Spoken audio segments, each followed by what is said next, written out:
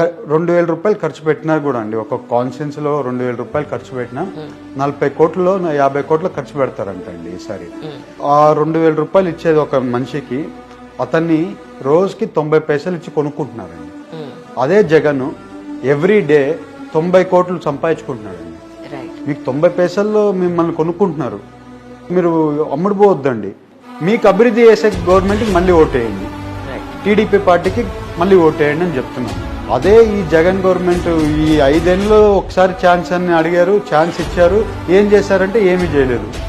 ఆయన గురించి తెలిసిపోయింది. ఇప్పుడు వాళ్ళ ఫాదర్ బాగా చేశారని చెప్పి ఈయన కూడా ఏదో చేసేస్తాడని హై మెజారిటీతో పోయినసారి గెలిపించారు. ఇవాళ నమ్మే పరిస్థితిలో లేరండి జనాలు. ఆ డబ్బులుతో ఏదో మాయ చేసేద్దాం అనుకున్నారు. ఎలక్షన్లో ఎట్లంటే డబ్బులు కూడా పనిచేయదు. ఒక్కసారి డిసైడ్ అయితే జనాలు మన రాష్ట్రానికి లేకుంటే మాకు భవిష్యత్తు బాగాలేదని డిసైడ్ అయితే వార్ వన్ సైడే ఉంటుంది.